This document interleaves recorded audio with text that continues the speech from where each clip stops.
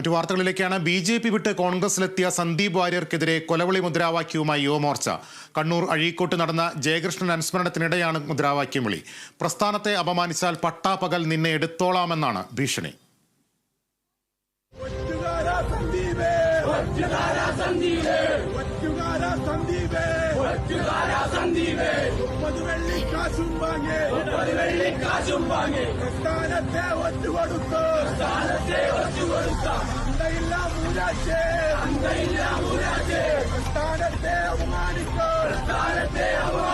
ബലിദാനികളെ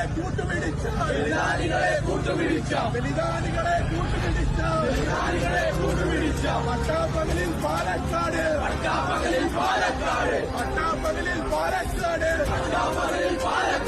നിന്നെ ഞങ്ങളെടുത്തോളാം.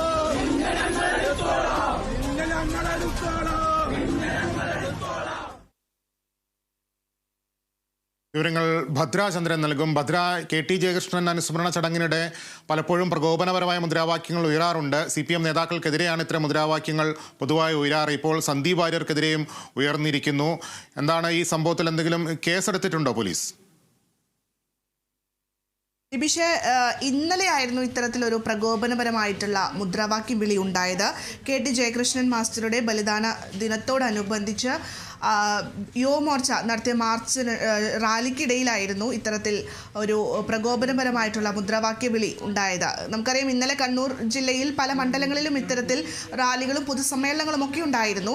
അതിനിടെ കണ്ണൂർ അഴീക്കോടായിരുന്നു ഇത്തരമൊരു റാലി സംഘടിപ്പിച്ചിട്ടുണ്ടായിരുന്നത്. അതിലാണ് സന്ദീപ് വാര്യർക്കെതിരെ വലിയ രീതിയിൽ ഭീഷണി മുദ്രാവാക്യം ഉണ്ടായത്.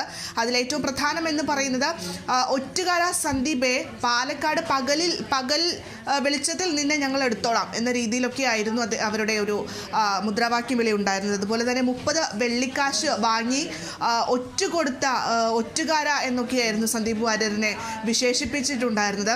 അതോടൊപ്പം തന്നെ ബലിദാനികളെ അപമാനിച്ചു തുടങ്ങിയ തരത്തിലും യുവമോർച്ച പറയുന്നുണ്ടായിരുന്നു. ഇതിൽ ഏറ്റവും പ്രധാനപ്പെട്ട ഒരു കാര്യം, അല്ലെങ്കിൽ എടുത്തു പറയേണ്ട ഒരു കാര്യം എന്ന് പറയുന്നത്, ഇതിൽ നമുക്കറിയാം ദേശീയ ഉപാധ്യക്ഷനാണ് AP അബ്ദുള്ളക്കുട്ടി. അദ്ദേഹം അടക്കം ഈ റാലിയുടെ ഭാഗമായിരുന്നു. എന്നിട്ട് പോലും, അതായത് ഈ മുഴുനീളം ഈ റാലിക്കിടെ ഇത്തരത്തിൽ സന്ദീപ് വാര്യർക്കെതിരെ മുദ്രാവാക്യം വിളികൾ ഉണ്ടായിട്ട് പോലും അദ്ദേഹം അനങ്ങിയില്ല എന്നുള്ള കാര്യം കൂടി എടുത്തു പറയട്ടെ. കാരണം അതുമാത്രമല്ല, ഈ സംഭവം ഉണ്ടായിട്ട് ഇത്രയും മണിക്കൂറുകൾ കഴിഞ്ഞിരിക്കുന്നു. ഒരാൾ പോലും ഒരു സംസ്ഥാനത്തെയോ അല്ലെങ്കിൽ ജില്ലയിലോ നേതൃത്വം ഒന്നും തന്നെ ഇതിലൊരു പ്രതികരണവുമായി രംഗത്ത് വന്നിട്ടില്ല എന്നുള്ളതും പറയേണ്ടിയിരിക്കുന്നു. മാത്രമല്ല, നമുക്ക് ഈ ദൃശ്യങ്ങളൊക്കെ ലഭിക്കുന്നത് ഈ കാവിപ്പട എന്ന് പറയുന്ന അവരുടെ തന്നെ ഇൻസ്റ്റാഗ്രാം, ഫേസ്ബുക്ക് അടക്കമുള്ള സാമൂഹ്യ മാധ്യമങ്ങളിൽ ഇതൊക്കെ തന്നെ പ്രചരിപ്പിക്കുന്നുണ്ട് എന്ന് നമുക്ക് പറയേണ്ടിയിരിക്കുന്നു. അത്തരത്തിൽ ഒരു ഭയവുമില്ലാതെയാണ് സന്ദീപ് വാര്യർക്കെതിരെ ഇത്തരത്തിൽ കൊലവിളി മുദ്രാവാക്യം ഉയർത്തുന്നത്. ഈ സന്ദീപ് വാര്യരുടെ കോൺഗ്രസ് പ്രവേശനവുമായി ബന്ധപ്പെട്ട് നേരത്തെ മുതൽ തന്നെ പലതരത്തിലുള്ള പോസ്റ്റുകൾ പ്രത്യക്ഷപ്പെട്ടിട്ടുണ്ടായിരുന്നു. പേഴ്സണലി, വ്യക്തിപരമായ ആളുകൾ രംഗത്ത് വന്ന് സന്ദീപ് വാര്യരെ കുറ്റം പറയുന്ന രീതിയൊക്കെ നമ്മൾ കണ്ടതാണ്. സന്ദീപ് വാര്യരും പാർട്ടിക്കെതിരെ വലിയ രീതിയിൽ രൂക്ഷ വിമർശനം ഉന്നയിച്ചുകൊണ്ടാണ് പാർട്ടി വിടുന്നതും കോൺഗ്രസിൽ ചേരുന്നതുമൊക്കെ തന്നെ.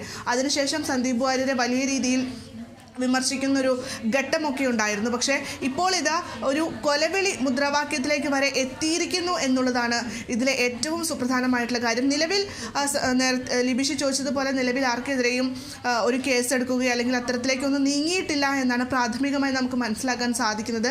മാത്രമല്ല, സംസ്ഥാന നേതൃത്വമോ അല്ലെങ്കിൽ ജില്ലയിലെ നേതൃത്വങ്ങളോ ഒന്നും തന്നെ ഈ ഒരു വിഷയത്തിൽ ഇടപെടൽ നടത്തിയിട്ടുമില്ല. ആരും പ്രതികരണം ഇതുവരെ നടത്തിയിട്ടില്ല എന്നാണ് നമുക്ക് മനസ്സിലാക്കാൻ പറ്റുന്നത്. ലിബിഷ്.